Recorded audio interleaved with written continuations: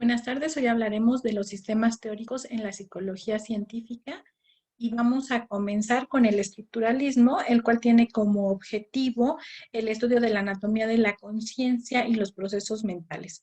Pero estos se deben ver a través de unas partículas simples que llamaremos nosotros elementos para después ponerlos como un todo, ¿no? Integrarlos. Vamos a hablar de Wilhelm Wundt. Él va a ser el padre de la psicología experimental y estudia la mente bajo la experiencia inmediata. Esto es importante, inmediata a partir de la identificación de los elementos que ya habíamos mencionado, y estos pueden ser sensitivos como el gusto o el olfato, o objetivos como los sentimientos. Él nos va a hablar del concepto de apercepción, el cual hace referencia a la suposición de 2 grados de conciencia.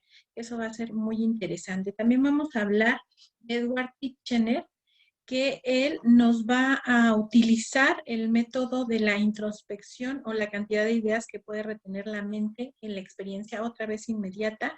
Esta introspección, cuando es experimental, lo que trata es centrarse en los procesos mentales de una manera objetiva. Y además, obviamente, científica, mediante la manipulación de la estimulación a la que es sometido el sujeto que se está investigando. Vamos ahora a continuar con el funcionalismo. El funcionalismo es una corriente la cual va a surgir desde el punto de vista evolutivo. Y si hablamos de evolución, pues vamos a hablar del señor Darwin y del origen de las especies. Por eso, esta escuela va a ser exacta y sistemática y se va a preguntar qué hacen los hombres y por qué lo hacen.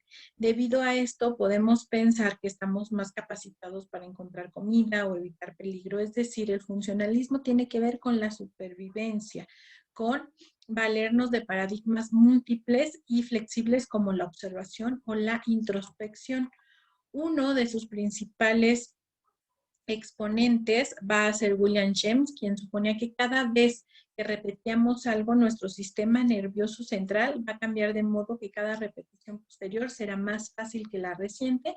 Y bueno, también tenemos aquí, como ustedes ven en la pantalla, otros autores muy importantes. Vamos a continuar con la teoría de la gestal, que en sentido estricto la palabra gestal significa forma o figura de una cosa, y la estructura o apariencia resultante de dicha conformación es una corriente de pensamiento que va a aparecer en Alemania y va a centrar todo su estudio en la percepción y en el componente cognitivo de la misma. Es decir, aquí nosotros íbamos a ver la subjetividad a diferencia de lo que veíamos en las otras, porque va a ser lo que ve cada persona. ¿Cómo lo va a ver? Lo va a ver con objetos ordenados, con fenómenos significativos que le van a dar una idea. Entonces los gestalistas se van a preguntar cómo se aprende a percibir. No se cuestionan qué se aprende, sino cómo se aprende. Y uno de los principales representantes va a ser Max Wertheimer, que él nos dice que se va a dividir su estudio en 3 etapas. La primera va a ser de 1910 a 1916, donde va a recoger sus estudios experimentales sobre la apariencia del movimiento y va a hablar sobre el fenómeno del pi, en el cual se logra una impresión de movimiento por el paso de imágenes fijas que contienen fases sucesivas. ¿En qué se descompone dicho movimiento? Es decir, el cerebro crea una totalidad de movimiento, aunque reciba solo fragmentos. De eso se trata la gestal. La segunda va a ser entre 1916 y 1929 y él dice que la percepción es la que va a configurar a los estímulos, dándoles una estructura y una significación. Y ya para terminar, entre 1929 y 1933 es donde él va a consolidar el análisis fenomenológico experimental como metodología gestal en la investigación. ¿Vale? Y vamos a tener también aquí les puse unas imágenes donde vamos a ver las leyes de percepción de la gestal. Si se dan cuenta, todas son figuras y todas van a tener un patrón diferente, pero eso es lo que hace que nosotros percibamos conceptos. Luego vamos a hablar del psicoanálisis o de Freud, que es básicamente lo mismo, ¿no? Que es el padre del psicoanálisis, el cual puede considerarse muchas etapas, ¿no? Pero vamos a hablar de algo muy importante que va a ser el hipnotismo y el caso de Ana O. Ana O va a ser una paciente que no es propiamente de Freud, sino de Breuer, que es un amigo de Freud, y resulta que cuando le platica el caso a Freud, Freud se da cuenta que la hipnosis y esos recuerdos que vienen de la niñez ayudan a que todo el patrón de curación, si lo queremos ver así, cambie, ¿no? Entonces, vamos a tener a una Ana con parálisis en 3 miembros, con contracciones y con tendencias a una doble personalidad. Con esto lo que va despellejando Freud es que la hipnosis sirve y que además cuando se tienen trastornos o se ha sufrido de algún abuso sexual en la niñez a través de este método puede curarse. Pero también después lo que se da cuenta es que no todos se pueden hipnotizar, ¿no? Entonces, que lo que tiene que hacer es comenzar a modificar su técnica en los casos que no es posible. La hipnosis, insistir en que el paciente recuerde el origen de los síntomas. Y eso es lo que él va a hacer.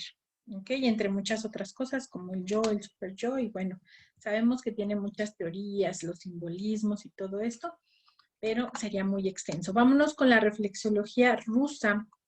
Aquí en la reflexología rusa vamos a tener nosotros que su premisa filosófica, perdónenme, influyó en el desarrollo del positivismo.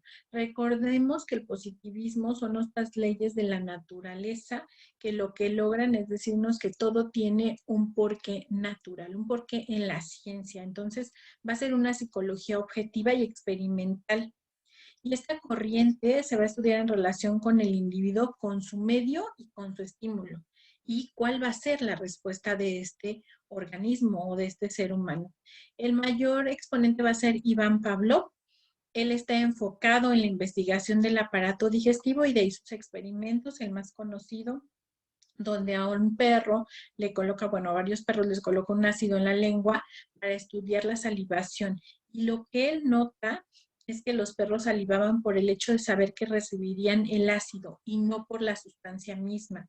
Y aquí fue donde comenzó sus estudios de los reflejos condicionados, a los que se les llamó acción refleja y que hoy en día es conocido como condicionamiento clásico. ¿Qué es eso del condicionamiento clásico? Es tratar de condicionar mediante un estímulo, ¿no? Para que haya una reacción y hagamos lo que el otro quiere, básicamente. Uh-huh. Entonces se va creando a través de esto la primer ley, ¿no? Vámonos ahora con la psicología rusa. Para los psicólogos rusos soviéticos, se van a basar ellos en el materialismo dialéctico histórico de Carlos Marx. Si nosotros recordamos a Marx, él decía que todo tiene que ver con el poder económico, con la historia y con lo social. Entonces, ellos es en lo que se van a fijar con este tipo de relaciones humanas, ¿no? El ser humano no es un ente que ande por ahí solito, sino que somos parte de una sociedad. Entonces, dentro de los mayores representantes vamos a tener a Vygotsky, que tiene un montón de cosas de las que se podría hablar, pero vamos a hablar de la zona del desarrollo proximal, que me parece muy interesante, cuando él habla de que el niño puede aprender a través de un niño más inteligente o con la ayuda de un adulto, pero todo eso tiene que ver con la cuestión cultural, con cómo nos rodeamos, ¿no? Por los demás. Entonces, eso va a ser muy interesante. Y ya para terminar, vamos a hablar de Rubinstein, que él también estudia el proceso psíquico interno como objeto esencial y nos va a dar pues también varios postulados.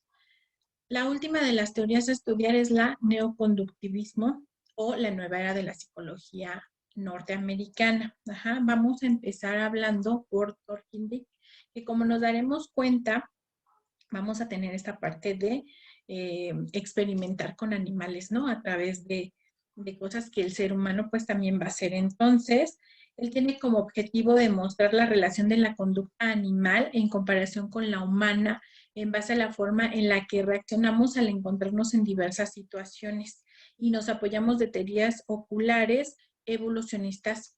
Desde entonces, como, y lo que él crea es la curva del tiempo en la que él especifica el tiempo que tardaba cada animal en adaptarse a la situación en la que se encuentra. dejando de hacer comportamientos que no le crean un sentimiento de progreso o de placer, ¿no? Entonces, tomaba estos animales y dejaba que pudieran salir a través de ciertos procesos de las jaulas y veían pues cuánto se tardaba, ¿no? Vamos a hablar ahora un poco de Watson. Watson nos dice que todo niño puede ser conducido de manera forzada, si lo quieren ver así, a hacer lo que él quiera hacer, ¿no? Entonces, él demuestra que con la escuela conductista y sus experimentos, que la conducta animal con la crianza de los niños es igualita. Si tú quieres un abogado, condúcelo por el camino correcto. Si tú quieres un ladrón, condúcelo por el camino correcto. También hablamos aquí de seres sociales, y se dan cuenta que eso va a ser muy importante y muy interesante, ¿no? Por último, vamos a tener a Tolman, quien va a crear una versión del conductismo donde se tenía cabida tanto a la investigación animal como al estudio de imágenes mentales, que eso va a ser interesante, o en relación a los sentimientos también. Va a conceptualizar los sistemas de recompensa de tal forma en la que se demostraba el tipo de reacción que puede llegar a tener un individuo cuando se tiene una meta en mente y cómo esto va a influir en el aprendizaje, ¿no? Esto va a ser muy importante. A él también se le conoce como el creador del neoconductismo y él va a usar también otras herramientas, va a usar herramientas o conceptos como propósitos o cognición que vienen, por ejemplo, de la Gestalt. Eso va a ser interesante, ¿no? Vamos tomando y vamos abriendo paso a nuevas expectativas a través de lo que ya está. Y tenemos para finalizar a Skinner, que nos va a hablar del condicionamiento operante, en el que se muestra una forma en la que los animales aprenden de su ambiente y su reacción a base de recompensas, lo que hacemos con los niños ahora, los reforzadores, ¿no? Para que refuercen sus buenas conductas, ¿no? Y no las malas. Y la del conductivismo radical, en la que se negaban los estímulos no físicos, también es importante remarcar esto para definir la conducta. Pues para Skinner el ambiente lo es todo y vamos a tener un ambiente o un entorno mucho más natural. Entonces, hasta aquí este resumen. Voy a ampliar toda esta información en un ensayo para que podamos desmenuzarlo. Gracias por su atención y les dejo aquí la bibliografía por si ustedes también quieren aumentar esta información. Muchas gracias.